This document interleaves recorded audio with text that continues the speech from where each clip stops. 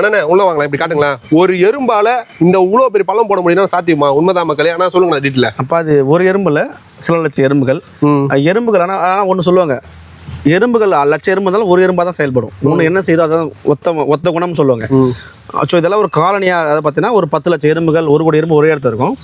ஒரு சில எறும்புகள் போய் உணவு சேகரிக்கும். இப்போ இது என்ன பண்ணாங்க பாருங்க, மழை காலம் ஆரம்பிங்களா, நல்லா மழை பெஞ்சுங்களா, இப்போ என்ன பண்ணாங்கன்னா எக்ஸ்டெண்ட் பண்ணுறாங்க. நல்லா பாருங்க, கன்ஸ்ட்ரக்ஷன் ஒர்க் நடந்துட்டு இருக்கு. உள்ள வந்து மண்ணை வெட்டி வெளில கொண்டு வராங்க.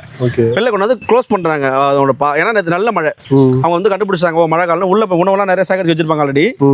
இப்போ வந்து கன்ஸ்ட்ரக்ஷன் ஒர்க் நடந்துட்டு இருக்கு. அதை வந்து மறுகட்டமைப்பு பண்ணிட்டு இருக்காங்க. இன்னும் பில்டிங்கை டெவலப் பண்ணுறாங்க.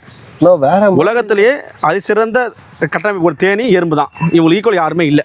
Okay okay okay. உள்ளேயே உணவு சேகரிக்க மர கழிவறை, விவசாயத்தை முதல்ல விவசாயம் பண்ணவங்க தான். அதனால வந்து கெஸ்ட் ஹவுஸ் எல்லாமே உள்ள உண்டு. எதிரிகளை கொண்டு போய் வைக்கிற இடம். இந்த கரையான் பூத்தல ஒரு இது இருக்கும்ல, அந்த மாதிரி கரையானு கிட்ட செமி இதே கான்செப்ட் தான். இது வந்து கருப்பெரும்பு, இதுல சகப்பெரும்பு இருக்கு, இன்னும் நிறைய வகை எறும்புகள் இருக்கு. ஒரு புல்லட் எறும்புன்னு ஒன்று இருக்கும். அவன் வந்து அவன் வந்து கூடு கட்ட மாட்டான், அவன் மரத்துல கூடு கட்டி இருப்பான். அது கொட்டிச்சுனா வீங்கிரும், சுறுசுறு 2-3 மலை இருக்கும். இது வேற எறும்பு. இந்த இனங்கள் வந்து தரையில இருக்கும், அது வந்து மரத்துல கூடு கட்டி வாழும். அது சில பேர் சாமி எறும்பு சாப்பிட்டா கண்ணுக்கு நல்லது, ஓட்டை பூச்சி எல்லாம் சாப்பிடுவாங்க காயெல்லாம். எறும்புகள் வந்து விட்டமின் சி ரொம்ப அதிகம்.